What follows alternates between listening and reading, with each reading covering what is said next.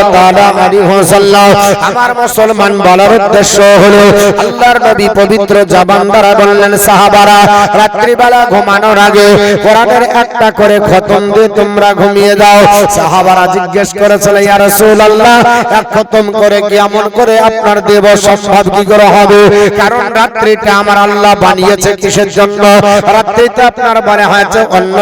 কারণ নয় আল্লাহ পবিত্র কোরআনে বলে দিয়েছে ওয়াজআলনা নাওমাকুম সুবাতা ওয়াজআলনাল লাইলা লিবাসা ওয়াজআলনান নাহারা মাআশা আমি আল্লাহ তোমাদের ঘুম দিয়েছি আরামের জন্য আর রাত্রি বানিয়েছি ঘুমের জন্য আর দিন বানিয়েছি কর্মের জন্য জোরে বল সুবহানাল্লাহ রাত্রি বেলাতে বান্দা বান্দি ঘুমাবে ক্লান্তি আপনার শরীরের কেটে যাবে আপনার শরীরের সার্ভিসিং হয়ে যাবে সারা দিন যখন ক্লান্ত থেকে যায় রাত্রি বেলায় বিছানায় শার যখন হয়ে যায় গোটা আপনার রক্তের সঞ্চালন হয় আর আপনার বডির আপনার সার্ভিসিং হয়ে যায় সকাল বেলাতে আল্লাহর বান্দা আবার কাজ করার জন্য নতুন পুনর্জীবন ফিরে পায় জোরে বল সুবহানাল্লাহ আল্লাহর নবী ডাকতে বললেন সাহাবারা তোমরা রাত্রি বেলায় একটা খতম দিয়ে ঘুমাও সাহাবারা বললেন ইয়া রাসূলুল্লাহ এক খতম দিলে সারা রাত পার হয়ে যাবে আল্লাহর নবী ডাক দিলেন বুখারী আর মুসলিম শরীফের হাদিস ডাক দিয়ে বলতেছেন আবু হুরায়রা আমি আজকে তোমাদেরকে পবিত্র কোরআনের তিন ভাগের এক ভাগ শোনাবো আল্লাহর নবী বললেন সাহাবারা তোমরা আপনার হাজির হয়ে যাও আল্লাহর নবী কি আপনার বললেন বাবা নবী বললেন আকরাউ আলাইকুম সালুসাতুল কোরআন আমি তোমাদেরকে তিন ভাগের এক ভাগ পড়ে শোনাবো জোরে বল সুবহানাল্লাহ আবু হুরায়রা বলেন ইয়া রাসূলুল্লাহ ও আল্লাহর হাবিব কোরআনের তিন ভাগের এক ভাগ পড়ে শোনাবেন আপনি আপনার মনে হচ্ছে কথা দিয়েছেন নবী বললেন হ্যাঁ আমি কোরআনের তিন ভাগের এক ভাগ পড়ে শোনাবো তবে তুমি সাহাবীদেরকে বলো ফাঁকা ময়দানে যেন সমবেত হয়ে যায় আমার কণ্ঠে কোরআন শুনবে সবাই আপনার আনন্দিত হয়ে গেল নবীর কণ্ঠে কোরআন শুনবো কারণ নবী আমার নিজের কণ্ঠে কোরআন কম তেলাওয়াত করতেন সবার আপনার মনে হয়েছে ধারণা নবীর কণ্ঠে কোরআন তেলাওয়াত হবে আর আমার নবী যার কণ্ঠে কোরআন শুনবেন ওর সাহাবীর নাম হলো আবু মুসা আশআরী কি নাম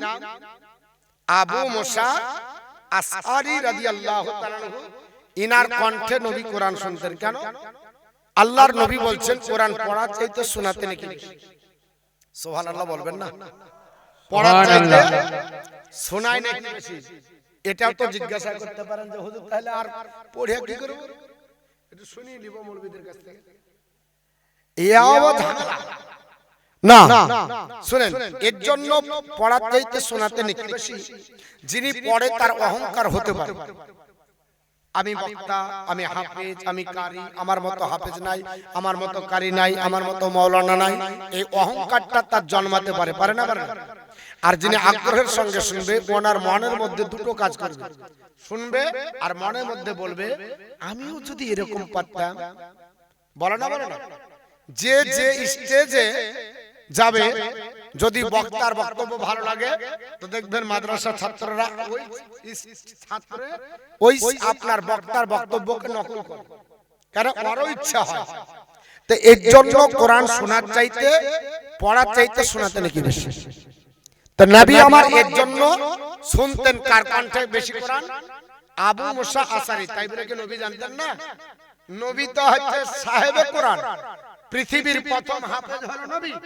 তো নবী আমার জানেন না তাই হয় নবী কেন শুনতেন যে পড়ার চাইতে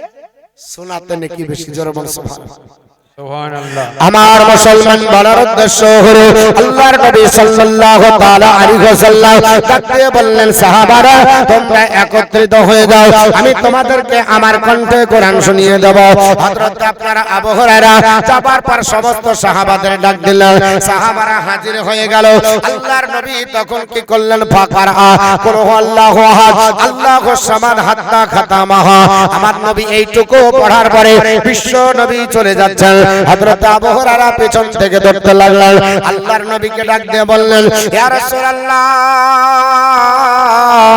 ইয়া হাবিবাল্লাহ নবী গো আপনি বললেন কোরআনে তিন ভাগের এক ভাগ তেলাওয়াত করে শোনাবো, অথচ আপনি কোরআন তেলাওয়াত করলেন না, ছোট্ট একটা সূরা পড়ে চলে গেলেন। আল্লাহর নবী ডাক দিয়ে বললেন সাহাবারা, আল্লাহ পাক পৃথিবীর জমিনে পবিত্র কোরআনের এই ছোট্ট সূরাটাকে এত গুরুত্বপূর্ণ বানিয়েছে, এত ফজিলতপূর্ণ বানিয়েছে, এতটা আপনার মনে হয়েছে আল্লাহ বরকতপূর্ণ বানিয়েছে। আল্লাহর কোন বান্দা বান্দি যদি রাত্রি বেলায় ঘুমানোর আগে এই ছোট্ট সূরাটা একবার পড়ে বিছানায় ঘুমিয়ে যায়, আমি নবী বলছি পবিত্র জবান দ্বারা ওর তিন ভাগের কোরআনের এক ভাগ পড়ার সওয়াব আমার আল্লাহ তার আমলনামায় দান করবে। জোরে বল সুবহানাল্লাহ, আরেকটু জোরে বল সুবহানাল্লাহ। আপনি কোরআন জানেন না বলে হুজুর আমি কোরআনের হাফেজ নাই, কোরআন পড়তে পারি না, আপনার দ্বারা সম্ভব হলো না। আপনার ইখলাস সূরাটা জানেন, ওহো আল্লাহু আহাদ, এটাকে গোধা বাংলায় বলে, কিন্তু সূরাটার নাম হলো আপনার সূরাতুল ইখলাস। এই ছোট্ট সূরাটা একবার পড়ে ঘুমিয়ে যান, তিন ভাগের এক ভাগের সব হবে, 10 পারা পড়ার কোরআনের সব আল্লাহ দিবে। আপনি দুবার পড়ে ঘুমাবেন, আল্লাহর নবী বললেন তোমাকে 20 পড়ার সব আল্লাহ দান করবে। যদি তিনবার পড়ে ঘুমিয়ে দাও, আমি নবী বলছি আমার সাহাবারা শোনো, আল্লাহ তোমাকে পূর্ণাঙ্গ একটা খতম তোলার সব দান করবে। সাহাবারা বললেন নবীজি তাহলে এর চাইতে যদি বেশি পড়া যায়? আল্লাহর নবী পবিত্র জবান দ্বারা বললেন সাহাবারা, আল্লাহর কোন বান্দা বান্দি রাত্রি বেলায় ঘুমানোর আগে 10 বার পড়ে যদি ঘুমিয়ে যায়, আমি নবী তার জন্য একটা জান্নাতের গ্যারান্টি বরাদ্দ করে দিলাম। জোরে বল সুবহানাল্লাহ।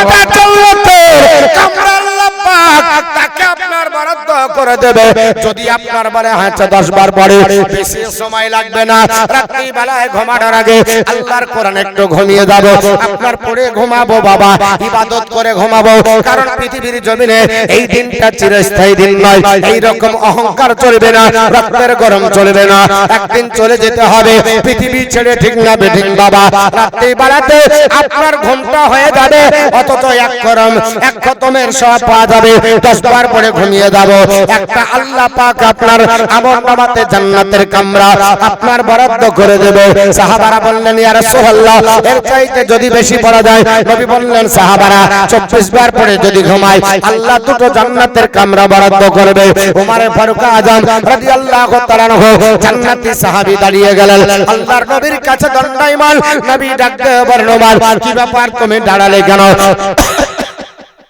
ওমর ফারুক আযম রাদিয়াল্লাহু তাআলা আনহু বলেন ইয়া রাসূলুল্লাহ ইয়া হাবিবাল্লাহ, ওগো নবী পাক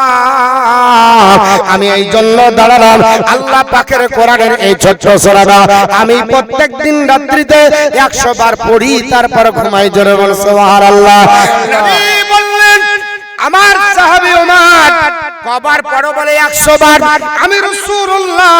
সাহাবীদের সম্মুখে বলে গেলাম আল্লাহ তোমার আমলনামাতে